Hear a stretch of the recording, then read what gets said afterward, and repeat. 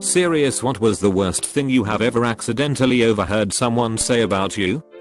In high school I was in a terrible car accident. My first day back at school 3 weeks later, I walked into my app English class and heard some girl say she honestly should have just died in that accident. Better for everyone that way. She was actually just mad that her boyfriend had broken up with her and very publicly asked me out, and that I had beaten her in an important writing contest that the results had been posted for that morning. I was still doing my work when I was out, just couldn't leave my bed. Coincidentally, it's also the first time I realized my best friend would always have my back. She hadn't realized I walked in and verbally destroyed that bitch in front of about 12 of her friends. She has lupus, so you should probably consider breaking up with her. It's probably not worth it. Said by my so's parents on a week-long trip they invited me on, with me stuck thousands of miles from home. Eat my dick, Pam. Eat it.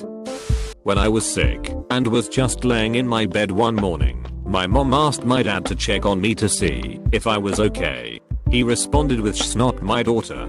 He didn't check up on me. I'm not sure if I misheard, since I have hearing problems despite having hearing aids. I never ended up confronting them about it because I was too scared that I actually heard him correctly. My stepdad insisting I was sleeping with my boyfriend wasn't, and that I'd wind up just like my mother, pregnant at a young age. My mom got mad because obviously it wasn't easy being a teenage parent, but she did well for herself and for me. This eventually turned into a yelling match about why he would date/marry her if he had a problem with her having me at a young age and him trying to backtrack and bring up other issues to deflect. Turns out he had the right thing, just the wrong kid. My sister, his biological daughter, had my lovely nephew days before she turned 18. In 6th grade the popular kids went to one kid's birthday party. Don't know how, but I found out about it existing, and my parents forced me to go. This was back when all the boys were invited to birthday parties, and I overheard the birthday boy telling someone that I wasn't invited. Really sucked. I was once staying in a room with 2 others on a school trip 12 years ago. The rooms next to us had others from the school and there was a gap on the balcony you could crawl under to get to the next room. The other 2 went to play cards with the next room, but I decided to get some sleep. Trip was in another country, and I was tired. When they came back, I was laying with my back to them, appearing asleep but very much awake. They started insulting me. Dumb bitch, dick, retarded, talentless, friendless. Why do we have to share a room with him? It went on for a long time. Hurt me a lot, as they asked me to be in their room. I lay there and didn't move a muscle for hours. Promptly stopped associating with them as soon as we returned. Was dating my ex and was at a house and we were outside. Went in to use the bathroom and left them outside. Little did they know, the ground level window was open, so I could hear them start talking, and it went a little like this. "Friend, I can't believe you're dating that piece of shit. Has fucking creepy ex. I know, I told you has a rebound for Jack friend. As long as you get rid of him, has so annoying to be around. This is why you're going to college, so you're not doing what she is." Some dad to his high school kid while I was waiting tables. It paid my way through undergrad and first year of my masters before I found a job in my related field. Not that bad compared to other comments on this post, but hurt like heck at the time. I was in primary school and had one friend for years, and one day I tried to reach out to others to maybe get a bit more friends. Birthday parties were getting lonely with only one other person. Anyways, I found another kid that I got friendly with, and I thought they genuinely wanted me as a friend too, until I overheard them talking to one of the popular kids saying, "No, don't worry, I only thought of my name as a backup anyways." They henceforth avoided eye contact and never spoke with me again, as I spent the next couple of years with my one other friend. As a kid I was overly sensitive according to my relatives. Anyhow, one day, I was spending time at my uncle's house and I don't remember why, but I cried because he and my mother as well as my grandma ganged up on me with criticisms. So, me being hurt, I cried. My uncle whispered to my mom that I'd never finish high school because I was weak and crying all the time. Later that day, my mother told me to my face that I embarrassed her. Just this year, I got into UCLA. Fuck my uncle and his bullshit LMAO. I'm fluent in Greek, but I don't look Greek at all. When I was a lot younger, I walked into a restaurant with my girlfriend at the time. The couple next to us was constantly talking about us in Greek. Just wrecking me mostly. Such as, how is this 1/10 with this 10/10? Musclehead must be on steroids. His pants and shirt don't even fit. I bet he has a small dick and small balls. Probably no money and is abusive. His parents should have done him the favor of aborting him at birth. Finally, out of nowhere, I wrote on a piece of paper in Greek something like, "You are hurting my feelings. I don't understand why you people are rude and evil. Please stop," and passed it on to them. When we left, the bill was covered. My mom overheard that her mother was raped and that's how she came to be.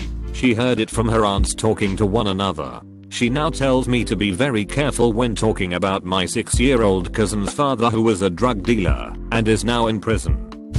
Fresh out of college and in my first job, I overheard a co-worker talking to a mutual friend, also a co-worker, making fun of me because I was copying how she and her friends speak to each other when I talk to them. I just tend to mirror behavior as a way to fit in because I was socially awkward, but it was never intentional. It just happens, and I usually notice it after the fact. It made me super self-conscious to the point that when I'm around them, I just try very hard not to have any personality at all. Eventually, I talked to one of our older and more mature co-workers, and a good friend of mine now, about it, and she gave me really good advice. She told me to use that little weird behavior I have to my advantage. Instead of surrounding myself with mean and judgmental people like her, I should surround myself with people I want to be like, so I can emulate their behavior, which is what I did. Instead of hanging out with co-workers my age, the mean girls, I started hanging out with our more senior co-workers. I learned a lot from them, and I got more opportunities because they liked me and picked me over the others. I'm 10 years into my career now, and I've been the top performer for many years. And I still don't surround myself with people who would bring me down.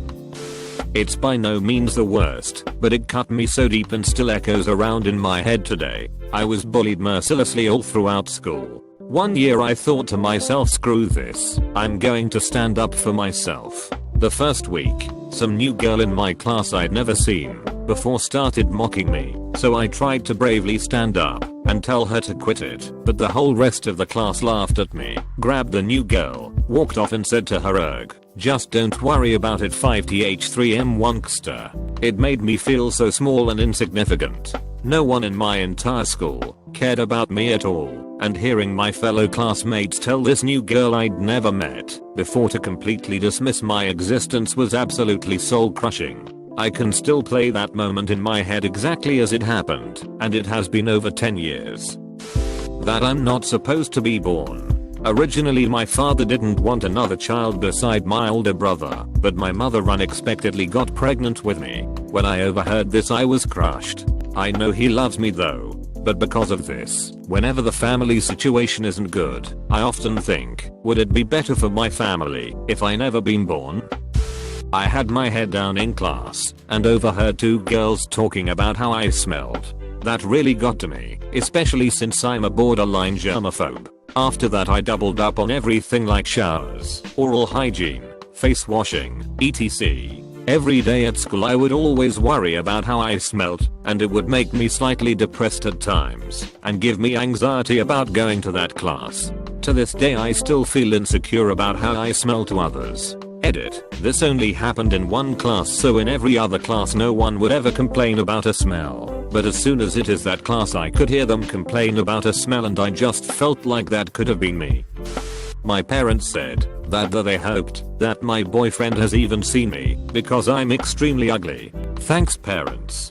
No wonder I have zero confidence and trust issues. They talk about me behind my back, lying and talking bad about me, just to make themselves feel better constantly. I have never had trouble getting men, and I'm complimented on my looks, and am hit on the whole time. They must be projecting their ugliness onto me.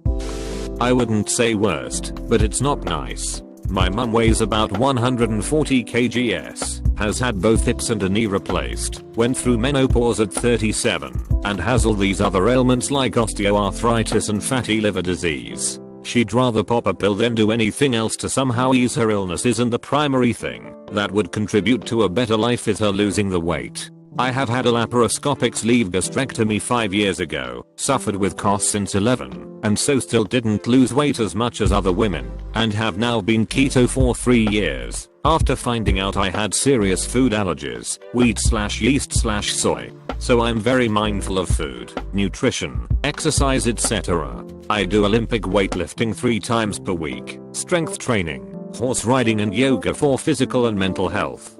I've lost over 45 kgs on my journey and improved my life significantly. As a result, I've also had to buy clothing that fits and get used to wearing things more form-fitting.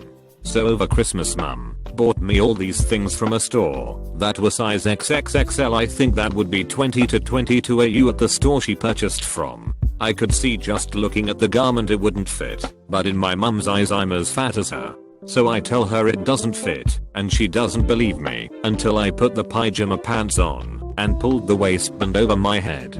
Instead of laughing about it, she got pissed off. We went to that store to change the items, but being that I've not purchased from them before, I didn't know what size I would fit. So I'm trying 2 sizes and she purposely wants me to wear the larger size. I do a few swaps and put the smaller size on, and she says, oh that's lovely, and when I tell her it's the smaller size she says it's grabbing at the back. It wasn't. So I hear the sales lady come up and she asks my mum if I'm okay, and my mum says she's lost a little bit of weight and wants to wear everything tighter now. I couldn't believe it. I took everything off and opened the curtain and threw them back at her and told her she could buy something for herself with the credit from the store. Fucking rude, condescending bitch. It's your mum, and you don't want to think she's jealous or dislikes you, but more and more I think she doesn't like me at all if she can behave like that. My husband says she's jealous because she can't even bend to tie her shoes, let alone walk even 100 meters without panting like she ran a marathon. Why couldn't he have been a good Christian girl instead of an unlovable piece of atheistic shit of a son? Mother 2010 really boosts the self-esteem. My brother's only use is to exist so I can attract people. Brother 2014 always the asshole. Final one. I don't actually care about Ocapilizard. I use him for attention and shit.